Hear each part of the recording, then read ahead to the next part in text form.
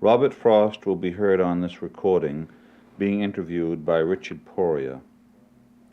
The interview took place in Frost's home in Cambridge on the afternoon of December 16, 1959, and appeared later in an abridged form, a few of the omissions having been requested by Mr. Frost himself, in the Paris Review. My friend, Mr. Robert O'Clair, a witness to the interview, took charge of the taping, which began just as Frost was discussing the comfort of the chair in which he'd sat himself and its adaptability to his customary use of a writing board.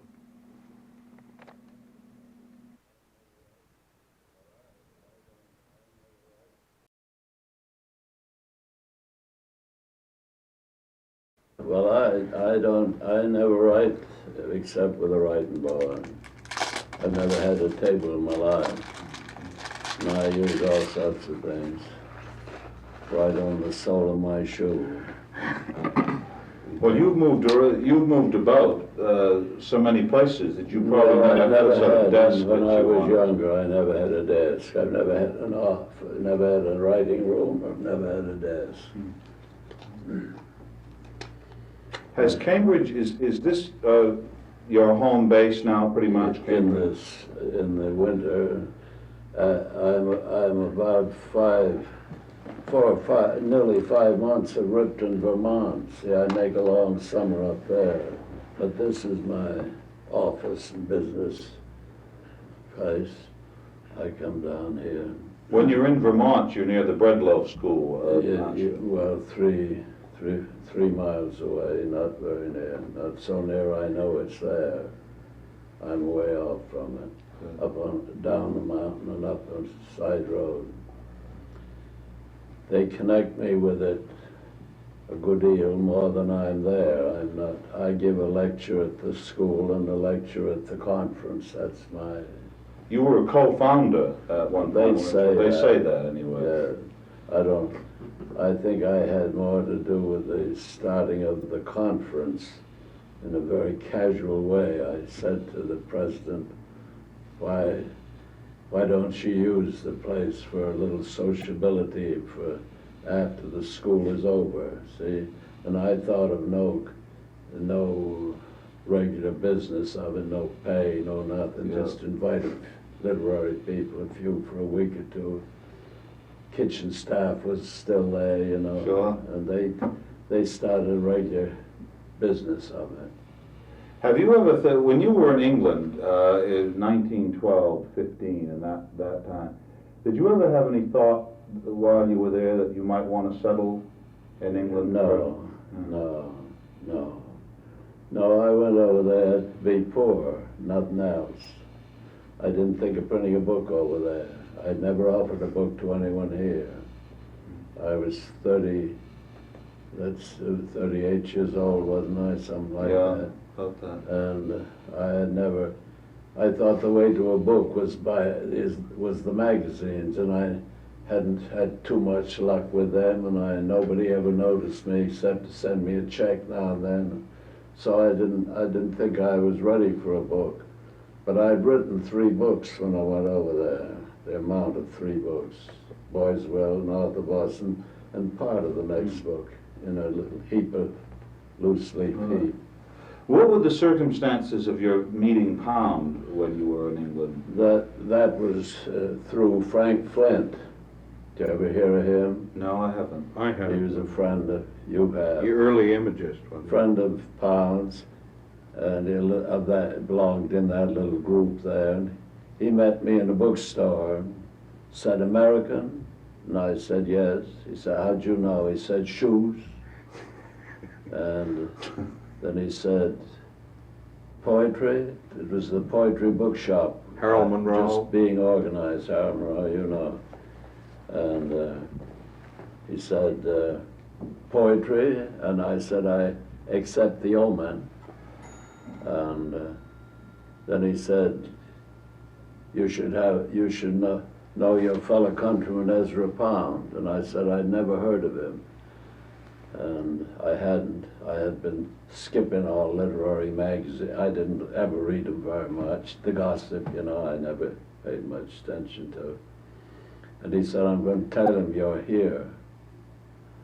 And I had a card from Pound afterward, and I didn't use it for 2 or 3 months after that. My book was already in the publisher's hands.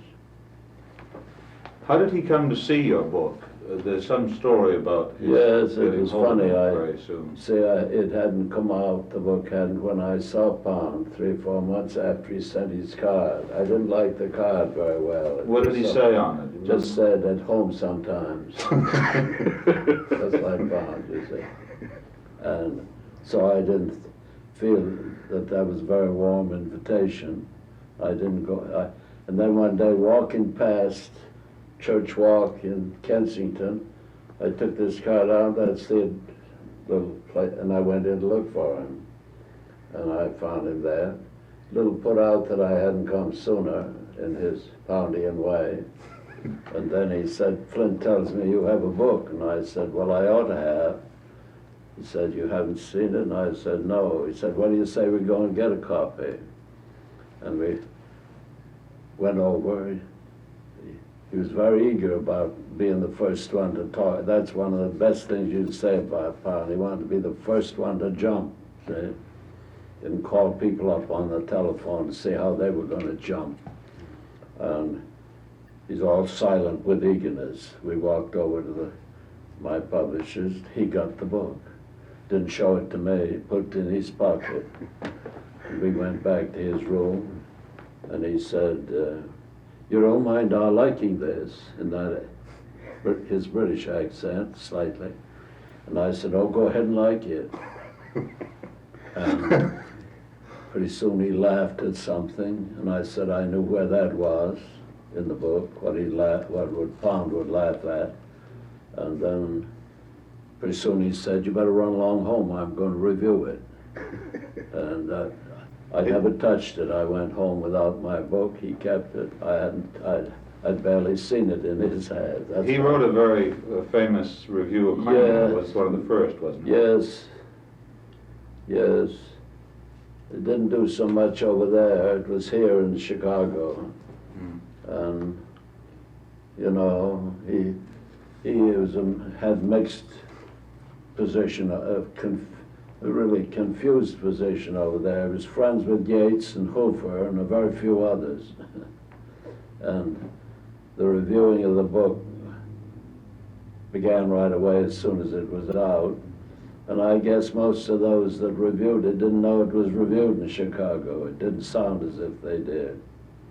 But it had something to do with the beginning of my reputation. I always felt a little romantic about all that queer adventure that. Did you know Hoofer, sir? Did you know Hoofer? Yes, with him, and Yeats with him. And How much did you see of Yeats when you were in well, London? quite little, with him, nearly always. I guess always. He was there all the time with Yeats. Did you feel when you left London to go live in Gloucestershire that you were in any way making a choice against cosmopolitan literary society? No. My choices have been not connected with more going to England even. My choice very almost unconscious of those days. I didn't know whether I had any position in the world at all. And I wasn't choosing positions. See, my instinct was not to belong to any gang. And my instinct was against being confused with they call themselves Georgians, Edwardians or something like that Marsh was interested in. I understand he speaks of me in his book, but I never saw him. Did you find, was there much of a gang feeling among the group in London? Yes. Did it have anything to do with objecting to America? Were they very articulate about that? No, they were all, it's funny over there. I suppose it's the same here. I don't know, I don't belong here. But they'd say, oh, he's that fellow that writes about homely things for that for that people, for those people. Have you anybody like that in America? You know, and as if it was such, you know, like Masefield. They didn't know Masefield in this gang, but oh, he's that fellow that does this thing, I believe, for that crowd. You know, it's funny. Your best friend in these years was Edward Thomas. Yes, all quite separate again from everybody, but just as isolated as I was. Nobody knew he wrote poetry. You see, he didn't write poetry until he started the war. Never wrote poetry until about the time he started the war. And that had something to do with my life with him. We've got to be great friends. No, go lie down. Go lie down. That's it, go lie down. All right. No, I had an instinct against belonging to any of those crowds. Same here. I've had friends, but very scattering over there. I could have, you know, Pound had an afternoon meeting once a week with Flint and Aldington and H.D. and at one time Hume, I think. Hume had parted with them, but they met every week to rewrite each other's poems. You used to go to Hume's house once in a while, didn't What's you? that? You used to visit Hume occasionally, didn't you? No, that, Yeah. I never saw it. And, oh, Hume, Yeah. yes, I knew Hume. And knew him quite well. But I never went to one of those meetings. I said to Pound, what do you do? And he said, rewrite each other's poems. I said, why? And he said, to squeeze the water out of them. And I said, that sounds like a parlor game to me. And I'm a serious artist, I said, see, kidding, you know. And he laughed, and he didn't ask me anymore. These personal associations that you had in England with Pound and Thomas, Yeah, and what you can call some of the Georgian, that had nothing to do with your establishing your sense of your own style. You'd written 3 books before you. 2.5 books, you might say, and some clear down into, there are some poems out in the Huntington Library that I must have written in the 90s, you see. And I'll go and send a telegram to Willard tonight. You what? I'll send a telegram to Willard tonight for you, all right? Another telegram? I think we better. Yeah, all right. Goodbye. And, You'd written some poems back in the 90s. all the way along, you see. I written they began in about 90. The first one of mine that's still in print was in 90. So it's in print still, kicking around. It was in A Boy's Will, wasn't it? No, it's not in that.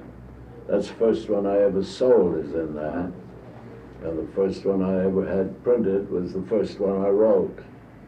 See, I never wrote prose or verse till 1890. I wrote Latin and Greek sentences, you know, that's all I had was Latin and Greek. Well, I wanted to ask you about that. Some of the early people, critics like Garnett and Pound, they talk a lot about Latin and Greek poetry with reference to yours. You'd read a lot. You'd read a lot in the classics. Probably more Latin and Greek than Pound ever did. You know. You taught the classics too. You taught Latin at one point. Yes, Latin. And I was, you know, when I came back to college after running away once, I thought I could stand it if I stuck to Greek and Latin and philosophy. That's all I did those years. Did you read much of the Romantic poets? No, Wordsworth. No, you couldn't pin me there. No, I read all sorts of things. I said to a bunch of Catholic priests the other day when they asked me this. I said, if you understand the word Catholic, I was very Catholic in my days. They said that's another use of it. What sort of things did your mother read to you when? That I wouldn't be able to tell you everything, all such things.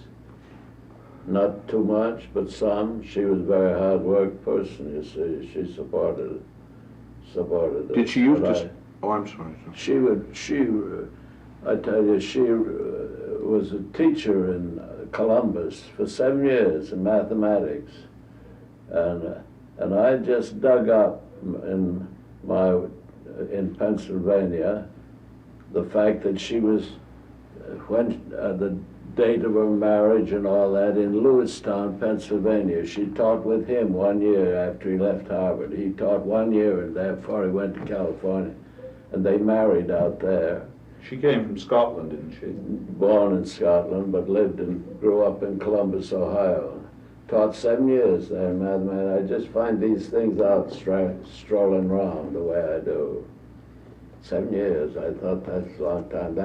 They began to teach in high schools in those days, right after coming out of the high school. I had teachers like that who didn't go to college, Latin and Greek, two noted teachers that weren't college women at all. They taught Fred Robinson down here. I had the same teachers he had, Fritz Robinson, the old scholar. And my mother was just like that. She began teaching, I guess, at 18 in the high school. And she married along 25, I guess, from this. I'm putting all this together lately. You went to teach in the same high school she taught in for a while, didn't you? No, that would be in Columbus. No, I came east when my father died, lived in Lawrence, Massachusetts, and went to the same high school he'd gone to. That's where he went to high school before he went to Harvard. No, I never went back to Columbus. We came east when he died from San Francisco. Did your mother taught in school in Lawrence? Yes, she did, around Lawrence. She had a private school, and I taught in that some, as well as taking some other schools. I go out and teach district school whenever I felt like springtime. How old were you then, sir? Oh, just after I'd run away from Dartmouth, and along there, 93, 4, 20 years old. And every time I get sick of the city, I go out and, for the springtime and take it to school for 1 term. I did that, I think, 2 or 3 times, that same school. It's a little school with 12 children, about a dozen children, all barefooted. And so I did newspaper work in Lawrence, too. I followed my father and mother in that week, that way. I didn't know what I wanted to do with myself, to earn a living. Taught a little, worked on newspaper a little, worked on farms a little. That was on my own departure, but I just followed them in newspaper. I edited a paper one while, a weekly paper. Then I was on a regular paper. I see the name of still up there, Lawrence. Did you have when you started to write poetry, did you have any poet that you had gotten to admire very much? See, I was the enemy of that theory, of that idea of Stevenson's, that you should play the sedulous 8 to anybody. That did more harm to American education than anything ever got up. Have you ever felt, though, any affinity between your work and any other poets? I'd leave that to somebody else to tell me. I wouldn't know. I mean, when you read Robinson or Stevens, for example. Stevens? No, yeah, I never saw any of his stuff. Wallace Stevens. Oh, sorry, he's after me, he is, you see. Yeah. No, I meant in your reading of him, whether you felt any... Oh, I don't have any affinity, you mean? Yeah. Oh, you couldn't say that. No, he said, try once once he said to me, you write on subjects, and I said, you write on bric-a-brac.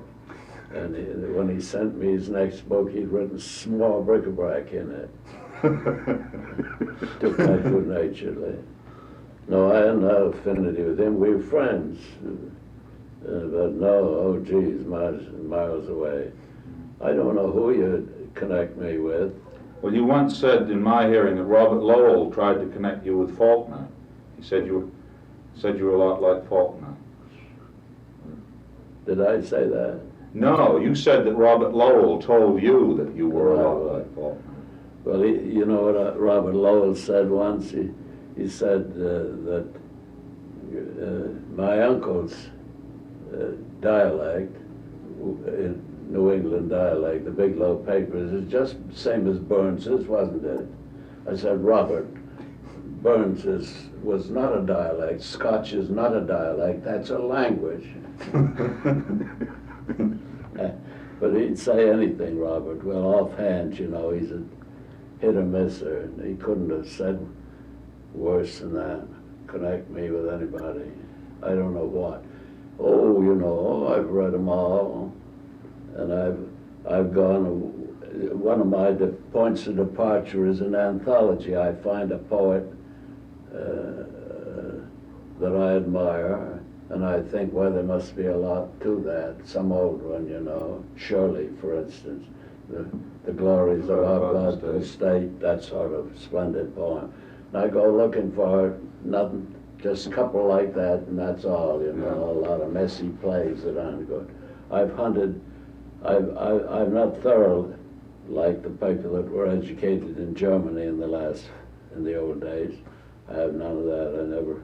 I hated that idea that you ought to read the whole of anybody. But I've done it looking sometimes, read quite a lot. When you were in England, did you find yourself reading the same kind of poetry that Pound was reading, or did you have... No, I don't know what... I mean, did you talk about any particular poets together? But he admired at that time when I first met him, Robinson and Delamere, but he got over admiring Delamere anyway. I don't know when he turned against him. But he threw mostly out, you know. I think probably Robinson too. But we just had to bring up a couple little poems, and that was, and I was around with him quite a little for a few weeks. What he did was show me Bohemia. Was there much Bohemia to see at that Well, more than I'd ever seen. I'd never had any. Take me to restaurants and things. Show me jiu-jitsu in a restaurant. Throw me over his head. Did he do that? Yeah. Wasn't ready for him at all. You know, I was just strong as he was. He says, I'll show you, and stand up. And I stood up, gave him my hand. He grabbed my wrist and tipped over back and threw me over his head. It's a bad way to start a dinner. What? It's a bad way to start a dinner. I'm sorry, it's a poor way to start a meal. Yeah, well, that was all right. Everybody in the restaurant stood up. And he used to talk about himself as a tennis player and all that. I never played tennis with him. And then he showed me all these places with these people that specialized in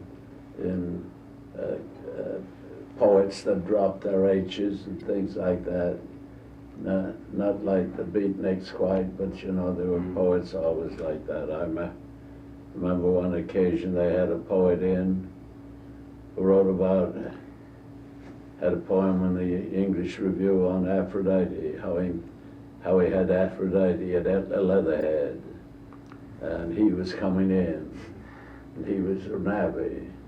I didn't really remember his name. I never heard him again. He may have gone on at a book, but he was a real navvy. He came in with his bicycle clips on, tea party, everybody horrified in a delighted way, you know, horror, social horror. Red-necked, thick, heavy-built fella, strong fella, you know. Looks as if, like John L. Lewis or somebody. But he was a poet. There may have been quite another one, I don't know what became. And then I saw poets made out of whole cloth by Ezra. Ezra thought he did that. Take a fellow that had never written anything and he could make a poet out of it. We won't go into that. Maybe you don't even bother to read this stuff, but what is your feeling when you read an article such as the one in last Sunday's New York Times by Carl Shapiro, where he says that you're not guilty of modernism the way Pound and Eliot are. Do you know? I never. Is that my telephone? Just wait a second. Turn that off. Oh. Wait. Well, what I was interested in was Trying to curse me.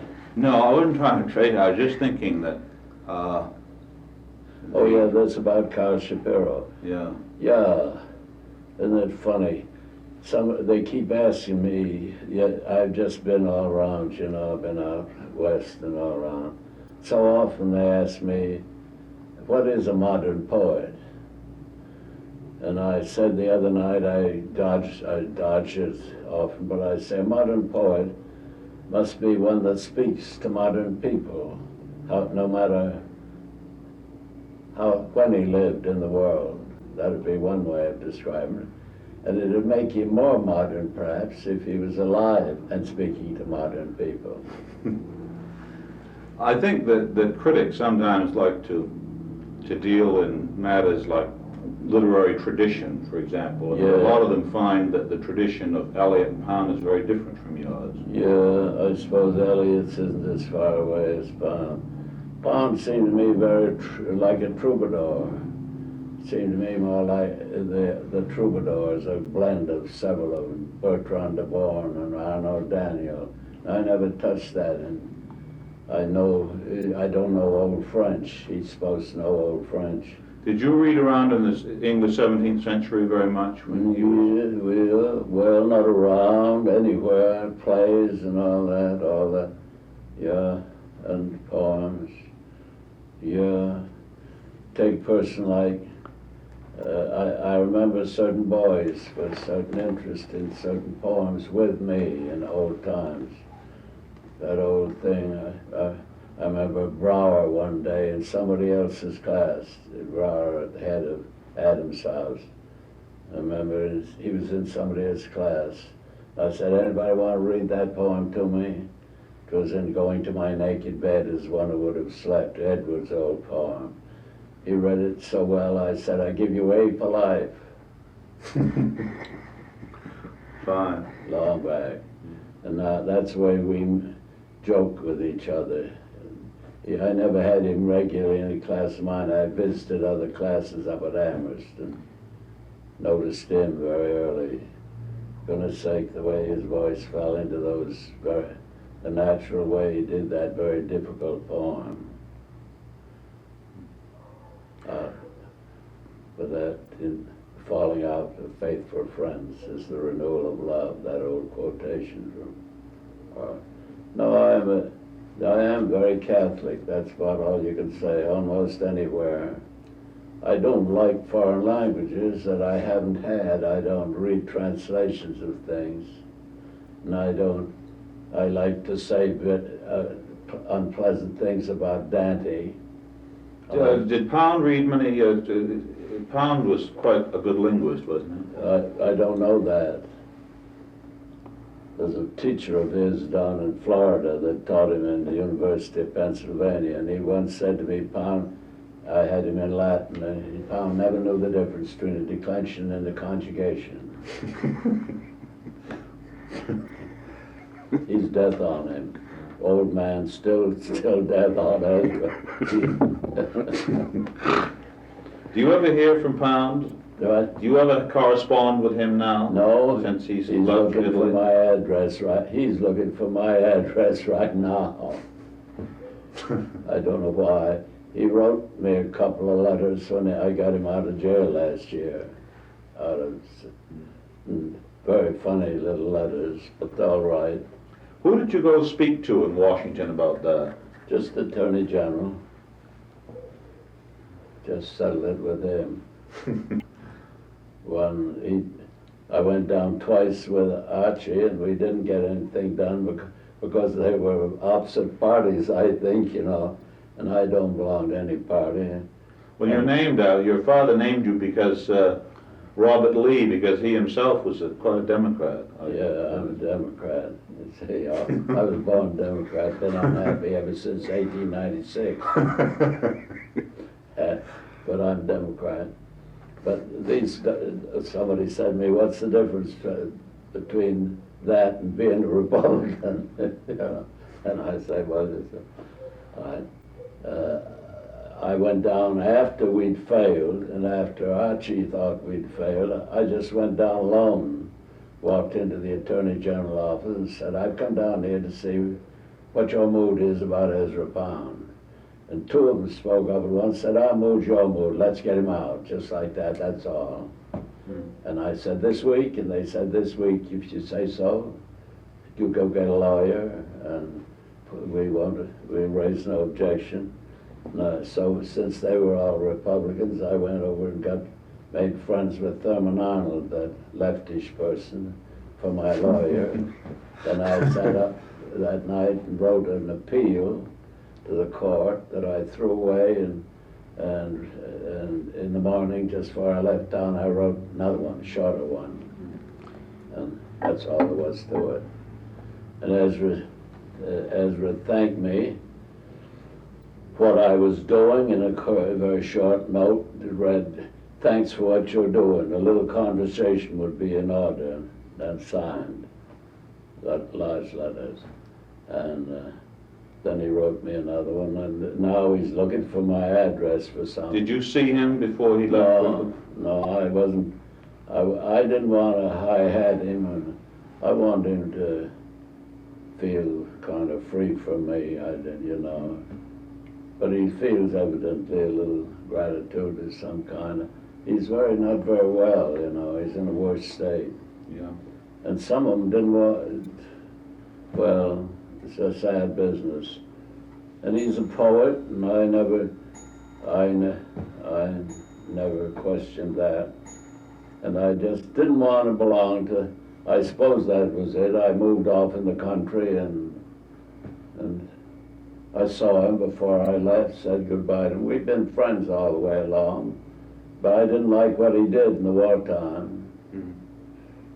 I only heard it secondhand, so I didn't judge it too severely, but it sounded pretty bad. Yeah. And he was very foolish. He bet on the wrong horse, that's all. Yeah. And that's no crime in my estimation. When anyone really loses that way, I don't want to rub it into them. He was sure they couldn't.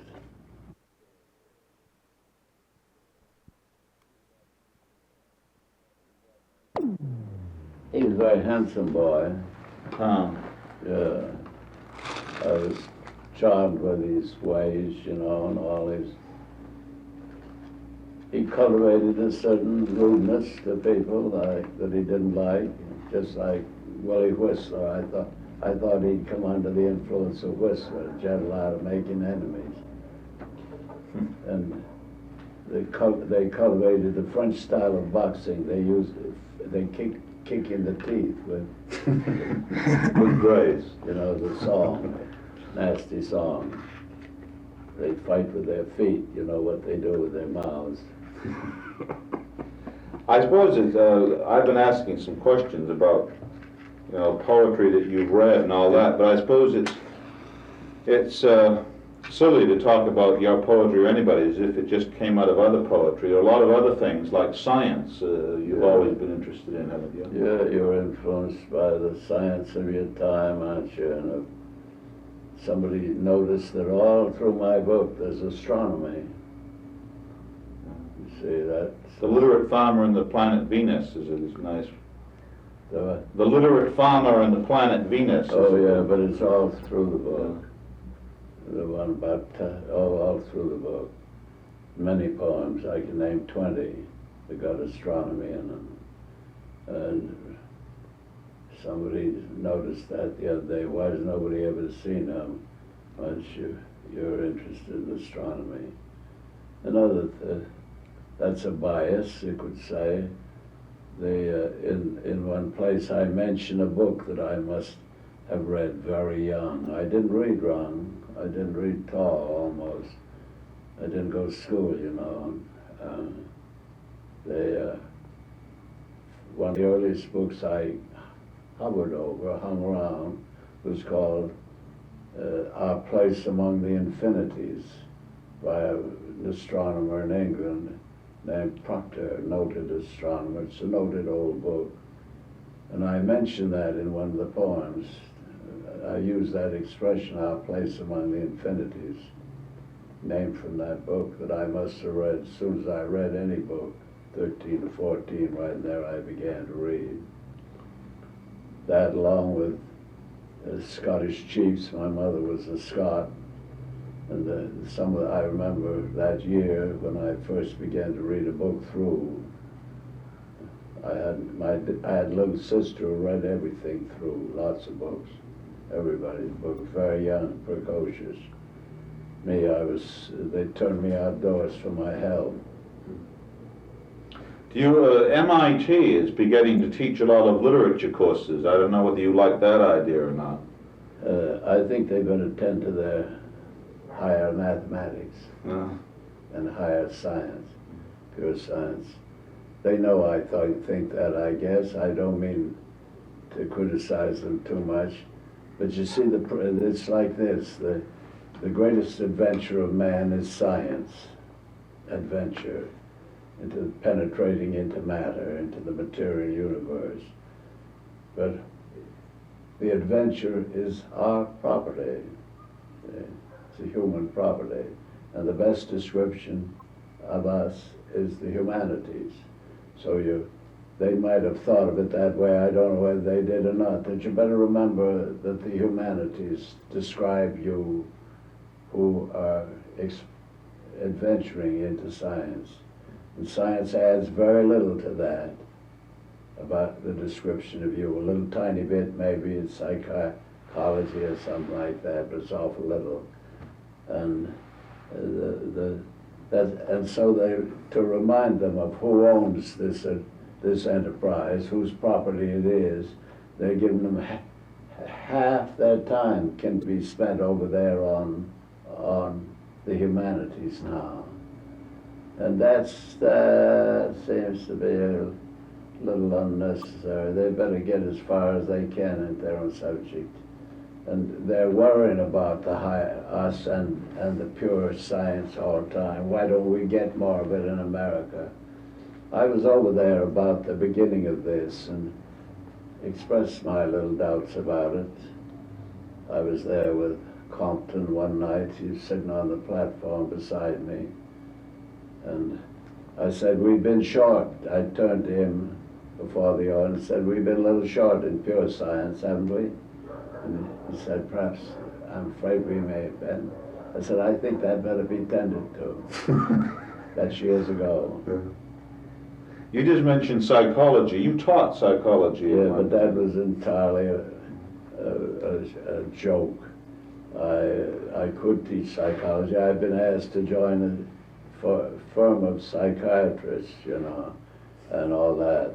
And that's more serious. But I went up there to disabuse, teachers' college, disabuse them of the idea that there was any immediate connection between any psychology and their classrooms work, you know, disabuse them of the notion that they could mesmerize a class maybe if they knew enough psychology. That's what they thought. Well, did when you studied, you were interested at one time in William James, weren't you? Yes. Yeah, if I'd stayed, that was partly what drew me back to Harvard, but he was away all the time I was around here. And I had Sandiana and Royce and all that philosophy crowd in Munsterberg. And even I had George Herbert Palmer, the old poetical one. I am all, but I was there waiting for James, and I got lost interest in staying around college. Did Santayana interest you very much at that time? No, not particularly. You always wondered about what he really meant, where he was headed, and what it all came to, and followed that for years. I never knew him personally. I never knew anybody personally in college.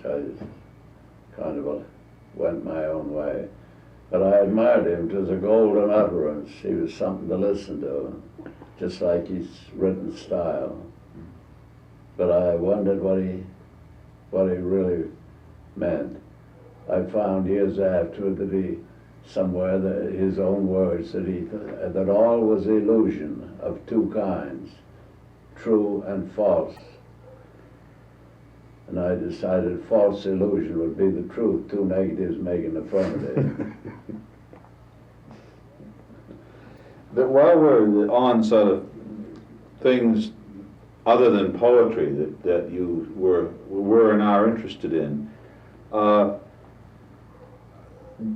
we might get on to politics for a minute. I remember one time you're mentioning that Henry Wallace got involved in the writing of Provide, Provide. Well, he was in my audience, that was all. Oh, what was the story on that? Well, just that he was down in Washington, I read that poem. That was printed first by Brower in a magazine here called Frontier or something like that. Yeah. I gave it to him, he asked for a poem, and I sent that down to him. Probably I was in Amherst at the time. And, but no, people exaggerate such things. Henry Wallace sat right down here, and when I got to the end of it, where it said,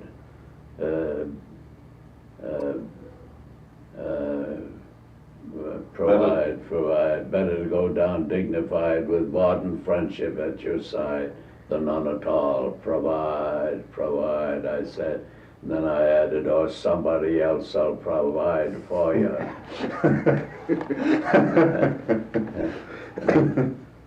He smiled, his wife smiled. They were right down where I could see him like that.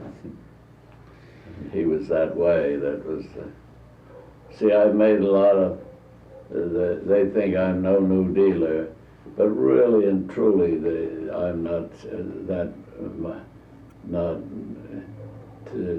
clear out of that. In The Death of the Hired Man, that I wrote long ago, long before the New Deal, I put it two ways about home. One would be the manly way. Home is the place where when you have to go there, they have to take you in. That's the man's feeling about it. And then the wife says, I should have called it something you somehow haven't to deserve. See, that's the New Deal, the feminine way of it, the mother way. The mother, you don't have to deserve your mother's love. You have to deserve your father's. He's more particular. One's a Republican, one's a Democrat.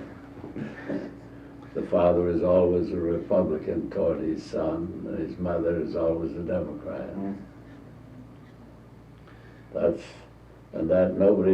Very few have noticed that second thing, in the poem. softer thing.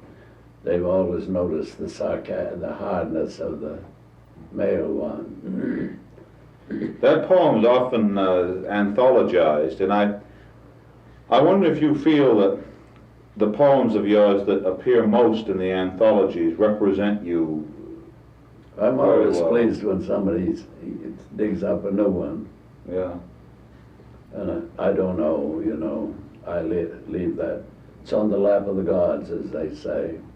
Well, there are some that I never see. For example, A Servant to Servants, or The Most of It, or one that Mr. O'Clair likes very much, The Subverted Flower.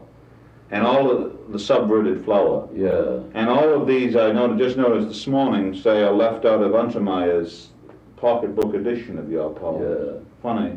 Yeah. Well, Louis made his own choice. I've never said a word to him. Never urged him. I remember he said Robinson only did once. Robinson told him, if you want to please an old man, you won't overlook my Mr. Flood's party. That is a beautiful poem. Lovely. Do you feel that any particular area of your work has not been anthologized? I wouldn't know that. That, for instance, The Subverted Flower, nobody's ever touched. I guess it is. It's in Mattie's anthology. Oh, yeah. I think so. Yeah, but it's rare that it appears. That's the one he made for the Oxford people. Another one I like very much that I never see is Putting in the Seed. Which one? Putting in the Seed. Yeah, that's sure. They leave that sort of thing. They overlook that sort of thing with me. The only person ever noticed that was a hearty old friend of mine down at the University of Pennsylvania, Cornelius Wygant. He said, I know what that's about. Do you ever read that aloud? Do you ever read No, that? I don't bother with those. No, there are certain ones that I wouldn't read the Subverted Flower to anybody outside. They're not afraid of them, but I don't want them out. I'm shy about certain things in the books. I'd rather they be read. Yeah. And a woman asked me, what do you mean by that subverted flower? I said, frigidity in women. She drew away. Well, Mr. Frost, if a person assumed, and I think that Lionel Trilling assumed this, that your poetry for most people meant the poems that are usually anthologized, like Birches or Mending Wall, wouldn't you think that they might naturally go to the other extreme and want to talk about poems like I've Been One Acquainted with the Night? I think that's quite natural Well, to happen. that's been in many anthologies, and it acquainted with the night. Yeah. I don't know. I might run my eye over my book and after Trilling, see, and wonder why he hadn't seen it sooner. That there's plenty to be dark about. You know, it's full of darkness. Well, I think he was trying to correct what he took to be a public general misapprehension He about made that. it himself. Admitting he made it himself, wasn't he? He was telling what trouble he'd had to get at me. Yeah. Sort of a confession, but very pleasant. And It did raise a lot of objections, though. You know, Yeah. people said said the darkness wasn't there once he. well, it took me a little by surprise that night. He was standing right beside me like this, and I had to get up right after him. Birthday party, and it took me. It didn't hurt me, but I thought at first he was attacking. And then when he began to compare me with Sophocles and D.H. Lawrence, I was entirely at sea. What the two of them had to do with me, you know. Might be, I might like it about Sophocles, but I'd be puzzled, utterly at sea about D.H. Lawrence. And it's all right, though. I had to stand up and recite some after that, and so I was a little puzzled what to recite to illustrate what he was talking about. And right there, new to me, I hadn't read the paper, all surprised. I never read him much. You see, I don't read reviewing very much. I don't, you see, no magazines in the house and so on. Did you feel better about his talk when you read it, or did you read it in the Kenyon Review? No, I read his defense in the what is it? The Kenyon. No, Times, I think it was. It in the Times? In the yeah. Partisan. The Partisan Review, yeah. I read his defense in it, very clever, very, very interesting, admired him. He's very intellectual man. He admires you too, I think. Do what? He admires you too, I think. Yeah. Well, I read very little. I hadn't read Shapiro's thing. That's news to me, what he said. It doesn't make much sense what he says. I just wondered whether you found in it an echo of what's often said about him. What is he?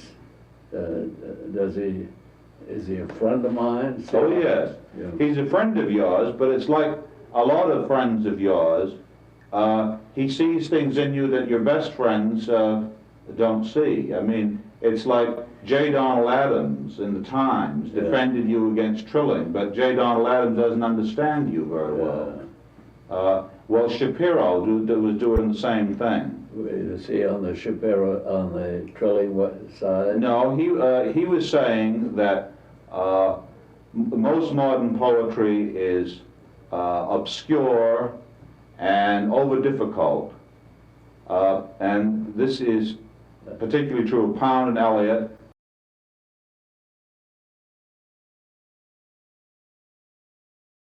Well, I don't want to be difficult. I like to you like to be mischievous, but not in that dull way of just being doggedly obscure. Well, the difficulty of your poetry comes out pretty much in this emphasis you have on tones of voice, and you once said something that consciously or unconsciously, it was tones of voice that you counted on to double the meaning of every one of your statements. Yeah, could do that. Could unsay everything I said. That's what they call irony and talking contraries. It's in one of the poems.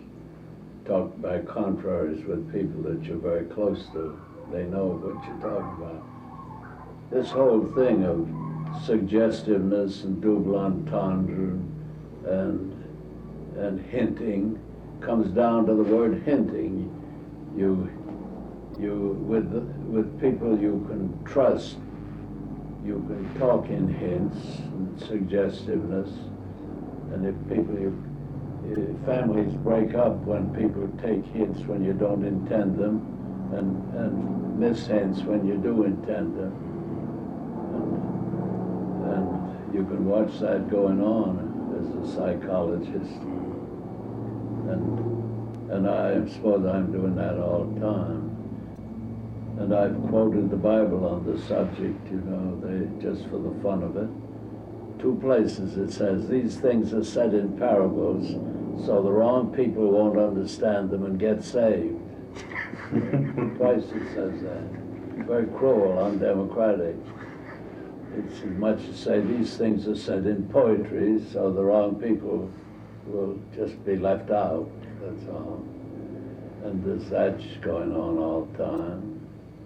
Do you think this quality in your work of trying to catch particular tones of voice and changes in tones of voice makes it pretty difficult to translate your work into foreign? Must be hard to, same as translating puns almost. Can't translate a pun, You'd have strange luck if you could find the same wordplay in another language. And poetry is like that. That's why I've defined poetry as that which is left out of both prose and verse in translation. Prose I count too, that loses something of quality that won't go over. Do you know of any good translations of any of your poems? I don't know a thing about them. Yeah. See, I look at German ones, and I saw one of mine that had been translated into Spanish and then back again the other day. How'd it come out? I suppose it'd be a lot easier to translate poetry that depends on more play of images than yours, like Eliot's, or less upon images. Less upon the dramatic changes in voice and more upon just juxtaposing images. Well, I suppose that'd be easier to do. I don't know. I suppose mine had some imagery too. Yeah. I don't know. Don't think of me. See, I haven't led a literary life. I never wrote a review in my life. Never wrote articles, and constantly refusing to write articles. These fellows all are literary men. I don't have hours, I don't work at it, I'm not a farmer, that's no pose of mine, but I have farmed some, and I putter around, and I walk, and I live with other people, like to talk a lot. but I haven't led a very literary life. And I'm never very much with the gang. I'm honorary president of the Poetry Society of America. Once in a great while I go, and I wish them well. And I wish the foundations would take care of them all. One inevitable question that comes up, that why a poet who's attracted as much as you are by dramatic voice and poetry, and in writing dialogue, has aside from the Mass only written one play, A Way Out. Did anything happen in the production of that made you not want to write another one, or No, just except I wrote the two masks, you know, are the same sort of thing. They're in verse, but they're masks. I don't know. No, I have often thought when I walked of plays and things that I never wrote, on the edge of that. But the other, just no thought about it.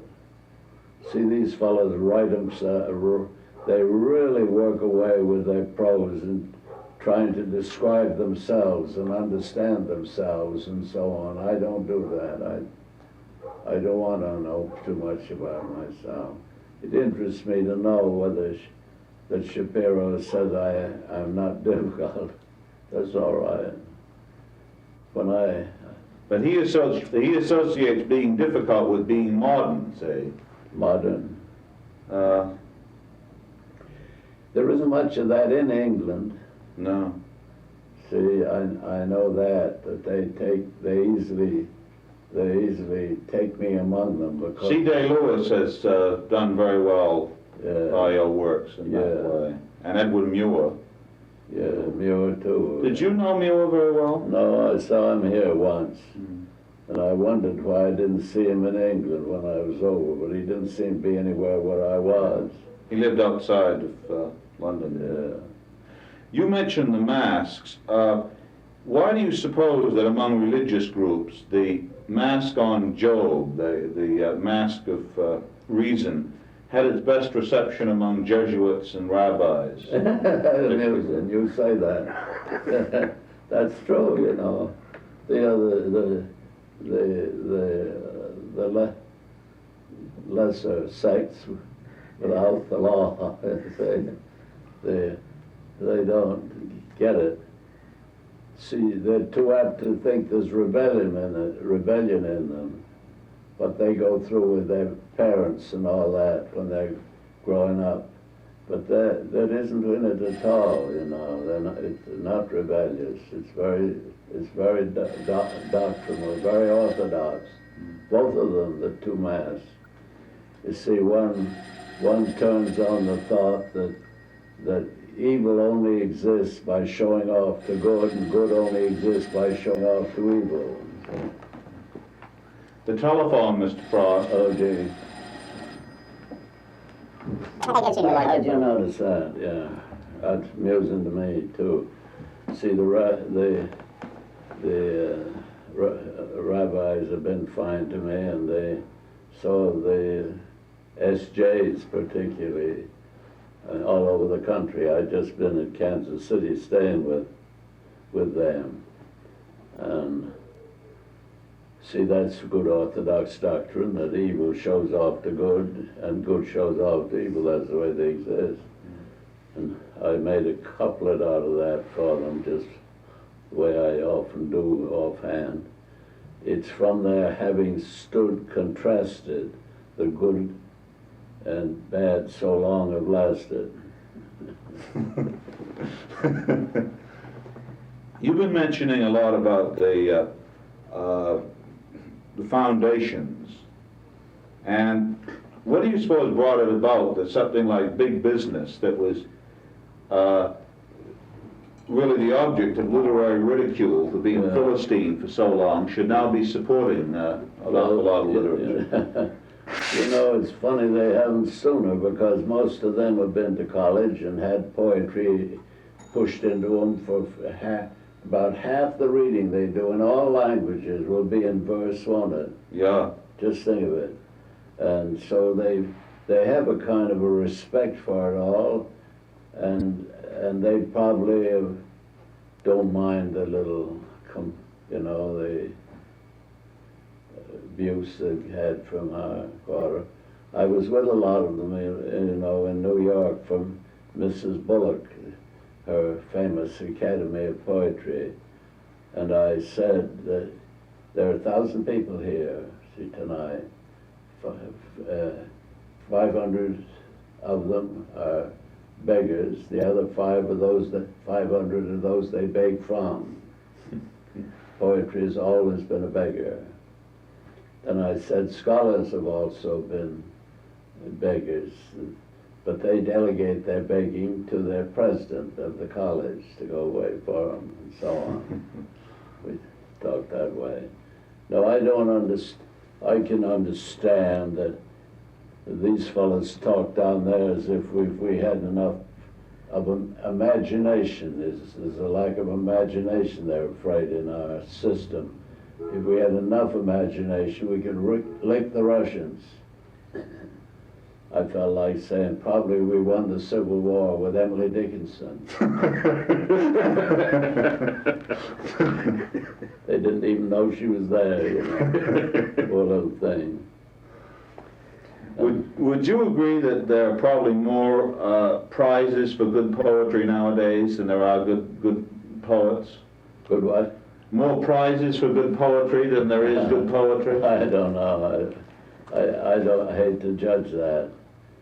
It's nice for them. I said it was so nice for them to be so interested in us with their foundations. You don't know what'll come of it. And you can't, the real thing is that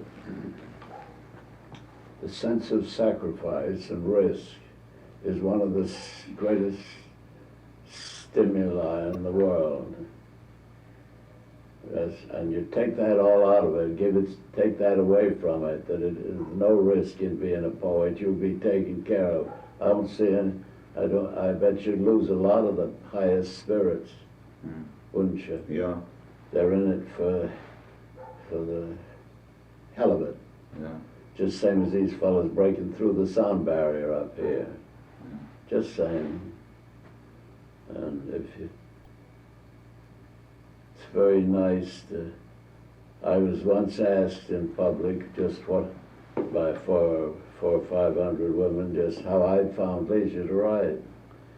And I said, confidentially, since only 500 of you here and all women,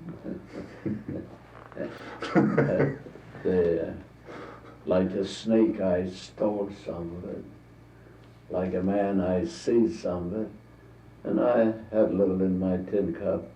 It sounds as if I'd been a beggar, but I've never been consciously a beggar. I've been at the mercy of, I've been I've been beneficiary around colleges and all.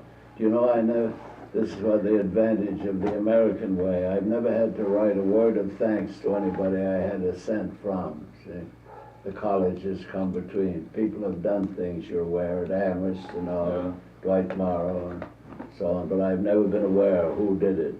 Micklejohn was very, Micklejohn Amherst was a good friend. Micklejohn, Dwight Morrow, and there was a man out at Michigan when I was there. I can't say his name right away, but I'd only learned of it long afterward that he'd been the one that put the money up for my coming there. Would you,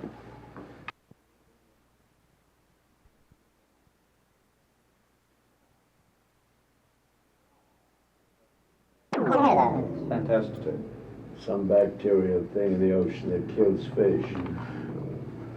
When I mentioned this thing about so many prizes, what I was really worried about is that there are so many around that very often mediocre poetry is given a prize, and I don't think that's helpful very much. No, you know, I was asked that once, and I said I never knew how many disadvantages anyone needed to get anywhere in the world. Yeah. And you don't know how to measure that. No psychology will ever tell you who needs a whip or who needs a spur, how you win races. Watch these fellas use it, ride their horses in races, different ways of finishing. No, I think the greatest different thing about it with me has been this, and I wonder if the others think it. I look on a poem as a performance. I look on the poet as a man of prowess, just like an athlete. He's a performer. And the things that you can do in a poem are very various. You speak of figures, tones of voice. There's just this thing. I'm always interested when I have 3 or 4 stanzas in the way I lay the sentences in them. I'd hate to have the sentences all lie the same in the stanzas.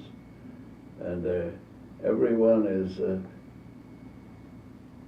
that, some sort of an achievement in performance. And tones of voice too, varying all the time. And then all thought is this way. Somebody has said that poetry, among other things, is the marrow of wit. See, that probably is way back somewhere, marrow of wit. That means, well, I just came across that in late years, but what I used to be around saying was that you've got to snap the whip to make Pegasus prance. You've got to snap the whip. That's wit. There's got to be wit. There's something that's got to turn on. Now that's very, very much left out of a lot of this labored stuff. It doesn't sparkle at all. And it's got to sparkle, but the good way to put it is snap the whip to make Pegasus prance. And now, another thing to say is that every thought, poetical or otherwise, every thought is a feat of association. See, if you're good at feats of association, you might be a distinguished scientist, distinguished historian. They tell of old Gibbon that just as he was dying, he was the same Gibbon at his historical parallels. Somebody visited him, his same Gibbon at his historical parallels. And all thought is a feat of association, having what's in front of you or what's being said by someone else bring up something in your mind that you almost didn't know you knew. Putting this and that together, that click. And now, in a big way, it ought to be in the shape of the whole poem or the shape of the whole play or something. Take my notion, there are 2 of those masks. One of them says, that turns on one association like that I was just showing off to the devil, Job. Job looks puzzled or distressed a little, and he says, do you mind? And no, he says, no, in that tone, no, and so on. That tone's everything the way he says that, no, but that's not, the point is this, Now I noticed that. That's what made me write that. That one thing made that. The Mask of Mercy, I noticed that the first time in the world's history that mercy is entirely the subject is in Jonah. It says back somewhere earlier in the Bible, it says, if 10 can be found in the city, will you spare it? 10 good people. But this is something worse than that. Job is told to go and prophesy against the city, and he knows that God will let him down. He can't trust God to be unmerciful. You can trust God to be anything but unmerciful, see? So he ran away and got into a whale. That's the point of that. Nobody notices it, you know. They miss it. That's what made me write that you can't trust God to be unmerciful. And then I end up by saying that probably the only one's about justice, but probably the only justice is mercy. That's where they made, that's all. These are all in the big way. Are they performed very often, the masks? Have you seen any performances of them that you like very much? Oh, well, don't draw me out on contemporary poets, you know, but all the poems are that way. All poems are that way. All good poems, all bad poems are without that core, that quip, that turn. Turns usually at some point, you know, what's outside suddenly goes in. You were complaining in the statement you just made. You were complaining a little bit about laboriousness, and I know a particular poet who's fairly well-known, young poet, who works every day from 6 to 10 before he goes to class on his poetry. Do you think that's possible? Yeah, there's more than one way to skin a cat. Yeah. I don't know what that is myself. It's hard to imagine how you do it, really. When I get going on something, I don't, you know. Very first one I wrote, I was walking home from school. I began to make it, and on March Day, and I was making it all afternoon, and I'm making it, so I was late at my grandmother's for dinner. I finished it, but burned right up, just burned right up, you know, a ballad. Never written a word before on paper, except Latin and Greek. And what started that, what burned it. And then so many talk, I wonder how falsely, about what it costs them, what agony it is to write. Yeah. And says, that's been often quoted, that I say, no tears in the reader, no tears in the writer, no tears in the reader, no joy in the writer, no joy in the reader. How could anybody have a good time with what cost me too much agony? How could it, you know? What do I want to communicate, but what a hell of a good time I had writing it. However sad, another distinction I made is no grievance, grief without grievance. Then this whole thing is a performance and prowess and feats of association. See, and that takes it another realm, to this critical realm. Why don't they talk about those things? What a feat that was to turn that way, and what a feat it was to remember that, be reminded of that by this. You know, that's all there is to be reminded of that by this. Yeah. And why don't they talk about that? And they're said Tweed to Till, what gars ye rin so still, said Till to Tweed, though ye rin with speed and I rin slaw, for a man that ye droon, I droon twa. That's an old timer. And all that. King Stephen was a worthy peer, his breeches cost him but a crown. He thought them sixpence all too dear, therefore he called the tailor lown. He was a king and wore the crown. See how that talks out. There's a wife talking to her husband, the old cloak thing. He was a king and wore the crown, and thou'st be but of low degree. 'Tis pride that puts this country down. Man, take thine old cloak about thee. 'Tis pride that puts this country down, our nation down, I think country. That way, or points, you know. King Stephen was a worthy peer. That's a piece of witticism alone. It's history. It's one of the wonderful things that the king suffered so. He was so close down to where the peers were. He couldn't make himself a king. That he was somebody knew that, you know, was aware of that. Scoring. You got to score. They say not, but you got to score. And all around, theology, politics, astronomy, history, and the country life around you. This, you know, one of the things right now is, you look at Newsweek this week about what the 60s are going to be like. My gosh, what's the 60s going to be like? All of the mighty things, you know, electronics, and that's coming to be the greatest thing of all, the electronics.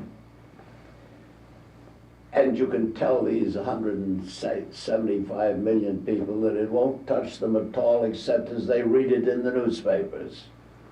You'd think they were going to walk on different kind of air or something, you know. They're going to float off. And the only thing that could change it all would be making a formula that really connected electromagnetism with gravity, and then you could push a button and just undo gravity whenever you wanted to, you know.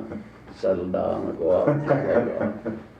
And Einstein failed at that. He said so. That was his great sorrow. Did you ever talk to him? No, I never did. No. I'd like to have seen him, but I never did. I talked with Bohr once, Niels Bohr. I spent an evening with him alone. That's the nearest I was in on that sort of thing. Mr. Olds arranged that. Mr. Olds wanted me to see him, President Olds. Well, we started out talking about places to live and so forth. I just want to end by asking whether, when you think of the town you were born in, San Francisco, you ever think of any of the poets who've now sort of settled down there? Somebody said I saw a lot of them in Kansas City. Up at the end of my audience, they said, "You see that blur up there? That was Whiskers." I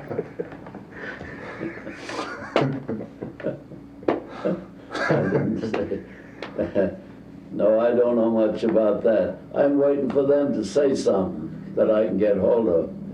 The worse the better. I like it anyway, you know. Like you say something. Say something. Says I burn. Well, did they send you? Do poets send you things? No, yes, some, not much, because I don't respond. Yeah. I don't write letters and all that, but I get little nights, meet them, talk to them.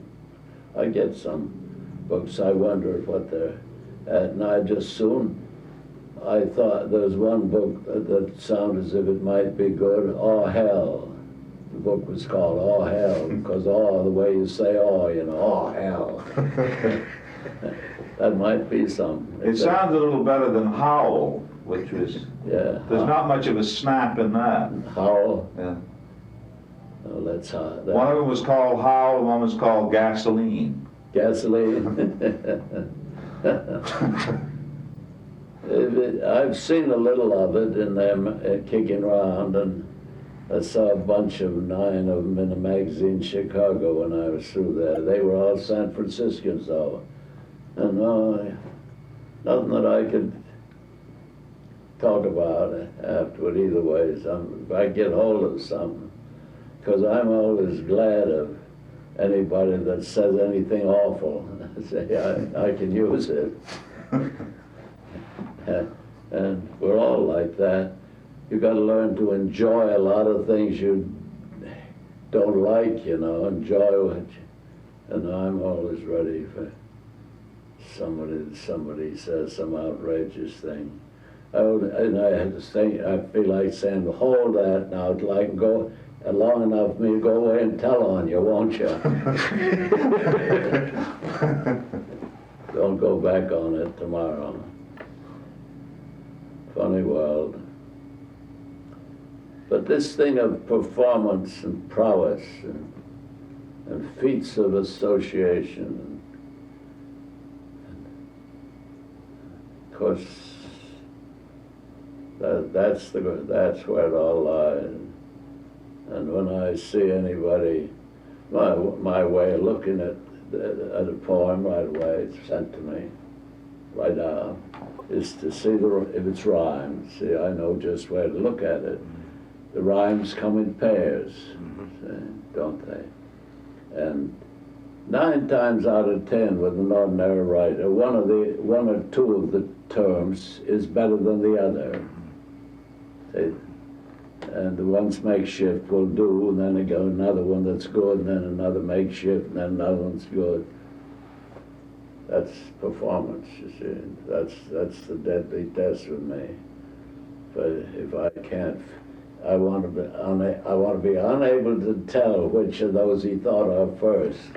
And if there's any trick about it, putting the better one second so as to deceive me, I can tell pretty soon. Now that's all in the performance realm, you see. They can belong to any school of thought they want to. Spinoza or Schopenhauer, it doesn't matter to me. A Cartesian, I heard Poe called Cartesian philosopher the other day. You once saw a poem of Dylan Thomas's in Rochester where he put all the rhymes down first, didn't you? Yeah. See, that's very dreadful. This is a think thing, you know, and are you thinking forward, and is there a feeling of strength that you're getting them good all the way, you know, carrying out some intention more felt than thought begins, and what that is that guides us, what is it? Young people wonder about that, don't they? But I tell them that it's just the same as you feel a joke coming. You see somebody coming down the street that you're accustomed to abuse, you know, and you can feel it rising in you and something to say as you pass each other. It's coming over him the same way, you know. And where do these thoughts come from? Where does a thought? Something does it to you. It's him coming towards you that's gives you the animus, you know. What they want is know about inspiration. I tell them it's mostly animus. Well, thank you very much, Mr. Frost.